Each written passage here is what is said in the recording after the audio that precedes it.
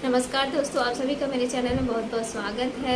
आज मैं आप लोगों के साथ कुछ किचन टिप्स शेयर करूंगी जो हमारे किचन के काम को और हमारे घर के काम को बहुत ही आसानी से करने में हेल्पफुल होता है। तो चलिए देखते हैं कौन कौन से किचन टिप्स मैं आप लोगों के साथ शेयर करूँगी। तो हमारी पहली टिप्स है ये हमारी किचन का सिंक, जो हमेशा बर्तन धुलते धुलते काले गंदे से पीले से हो जाते हैं। देखिए इस तरह से बहुत ही गंदे दिखते हैं। तो हमें क्या करना है, कोलगेट लेना है। कोलगेट तो सभी के घरों में होता ही है।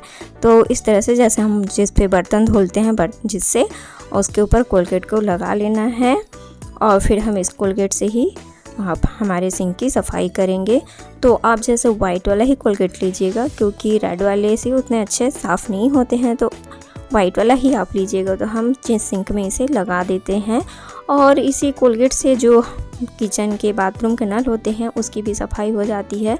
तो आपको बस इस तरह से लगा के बस सफाई कर लेना है और इसे ज़्यादा देर तक नहीं छोड़ना है।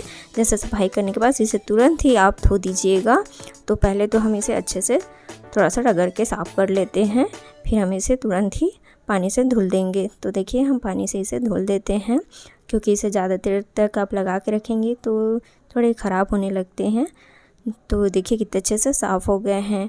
फिर मेरी अगली टिप्स है ये हमारी कुकर की सीटी। बहुत छोटी टिप्स है लेकिन बहुत काम की टिप्स हैं।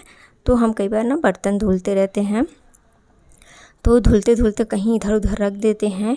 तो जैसे कुकर का जो सीटी में छोटे छोटे नट्स लगे रहते हैं, तो हम इसकी सीटी की जब सफाई करते हैं तो हम इधर उधर रख देते हैं और फिर ये बाद में मिलती नहीं है, बहुत ही प्रॉब्लम होती है। तो आपको क्या करना है, इस तरह से एक छोटा सा डब्बा लेना है और जैसे आप जहाँ बर्तन धोते हैं वहाँ पे हमेशा इस डब्बे को आप रखे रहिए।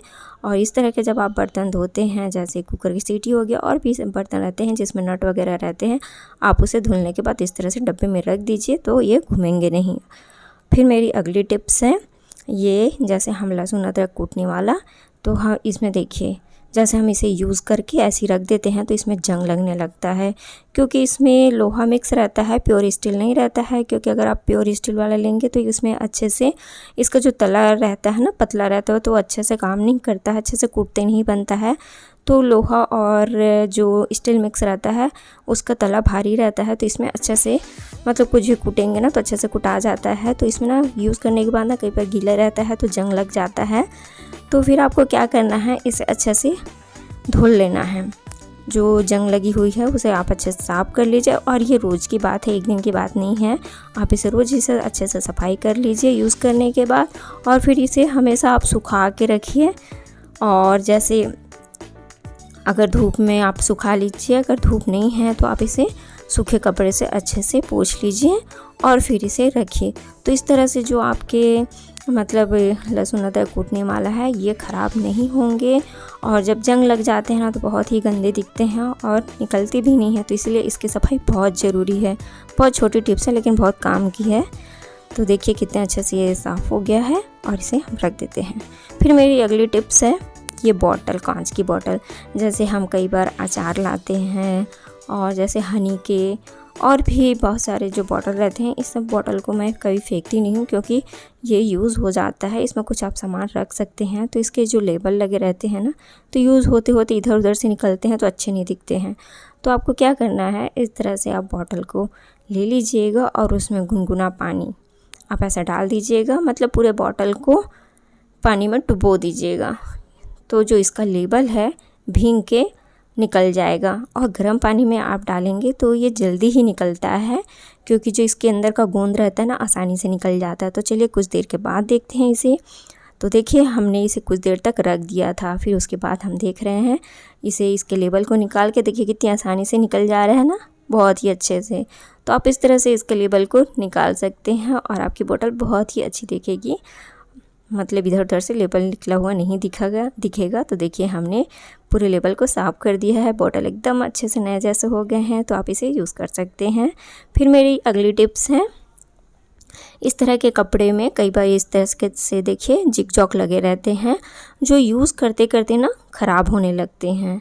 कुछ दिन होता है तो ये ख़राब होने लगते हैं, जैसे इसके रोए निकलने लगते हैं और फिर ये काम नहीं करता है। तो फिर आपको क्या करना है, बिल्कुल भी एक आसान सा टिप्स है। तो आपको आपकी जो ये कपड़ा है अच्छा हो जाएगा और ये बिल्कुल भी अच्छे से काम करने लगेगा। जो इसके जिग जॉग हैं, तो आपको एक मोमबत्ती लेना है, इसे जला लीजिएगा और फिर इसके ऊपर ये जो रोए रोए निकले हैं ना, इसे आपको ऊपर से, बहुत ऊपर से थोड़ा आपको इस तरह से सेकना है। तो इसके जो रोए हैं पूरे निकल जाएंगे, मतलब जल के अच्छे हो जाएंगे और फिर ये जो अच्छे से एकदम नए जैसे जो जिग जॉग आपके काम करने लगेंगे। मैं आपको दिखा रही हूँ करके, देखिए मैं अब इसके चिपका रही हूँ तो कितना बढ़िया से चिपक जा रहे हैं। देखिए आपको नए लगाने की ज़रूरत भी नहीं पड़ेगी, तो हुई ना आपके पैसे की बचत। देखिए इस तरह से कितना बढ़िया सा काम करने लगे। तो आपका भी कभी इस तरह से जिग जॉग ख़राब हो जाए तो आप इस तरह से आप इसे बिल्कुल नए कर सकते हैं। बहुत ही अच्छा टिप्स है, बहुत ही यूज़फुल टिप्स है, तो आप ज़रूर ट्राई करके देखिएगा। देखिए कितना बढ़िया सा हो गया ना। फिर मेरी अगली टिप्स है कैंची। कैंची तो सभी के घरों में होती है, तो मेरे घर की कैंची है तो मैं इसे शार्प कभी भी नहीं करवाती हूँ। जब भी इसके शार्प ख़त्म होती है मैं इसे घर में ही शार्प कर लेती हूँ। तो देखिए इसके शार्प ख़त्म हो गई है, मैं कपड़ा काट रही हूँ तो ये कट भी नहीं रहा है। तो आपको क्या करना है, इसे बहुत ही छोटा सा काम करना है, ज़्यादा काम बड़ा काम नहीं करना है और आपकी पैसे की भी बचत होगी इस तरह से। देखिए इसके कपड़े भी नहीं कट रहे हैं, बिल्कुल इसकी धार ख़त्म हो गई है। तो हमें ये क्या करना है, सुई तो सभी के घरों में होती है। इस तरह से आपको सुई लेना है और जैसे हम कपड़ा काटते हैं इस तरह से सोचिए, तो आपको इस सुई को काटना है इस तरह से। देखिए इस तरह से करना है आपको। आप इसे कुछ देर तक इस तरह से करिए, फिर आपकी कैंची की बहुत ही अच्छे से धार हो जाएगी। या फिर आप इस तरह से आप कांच की बॉटल ले लीजिए, जैसे नेल पॉलिश की बॉटल ले लीजिए और भी कोई बॉटल ले लीजिए और उसके ऊपर कैंची को आपको इस तरह से करना है कुछ देर तक। या फिर आपका जैसे हमारे घर में स्क्रू ड्राइवर भी होता है, उसके ऊपर भी आप कैंची को इस तरह से करिएगा, फिर आपकी कैंची बहुत ही अच्छे से शार्प हो जाएगी। चलिए मैं आपको कपड़ा काट के दिखा रही हूँ। अब मैंने कुछ देर तक इसे इसी तरह से किया, देखिए कितने अच्छे से कपड़ा कट जा रहे हैं।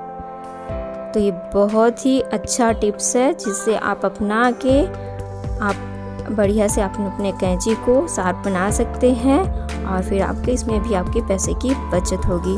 दोस्तों अगर मेरी वीडियो आप लोग को अच्छी लगे तो मेरे चैनल को सब्सक्राइब कीजिएगा और फिर कैंची को आप इस तरह से तेल लगा के, जो मशीन ऑयल होता है उसे लगा के रखिएगा। अगर मशीन ऑयल नहीं है तो आप जैसे सरसों का तेल भी इस पे लगा के रखिएगा। और जैसे कैंची में जंग लग गई है तो जंग को भी आप साफ कर दीजिएगा ताकि आपकी कैंची बिल्कुल भी नए जैसे बनी रहेगी। तो दोस्तों मेरी वीडियो को लाइक कीजिएगा, शेयर कीजिएगा, कमेंट कीजिएगा और बेल आइकन को प्रेस कर दीजिएगा, जिससे आने वाली वीडियो की नोटिफिकेशन आपको मिलती रहेगी। तो चलिए फिर मिलते हैं नए वीडियो के साथ, तब तक के लिए धन्यवाद।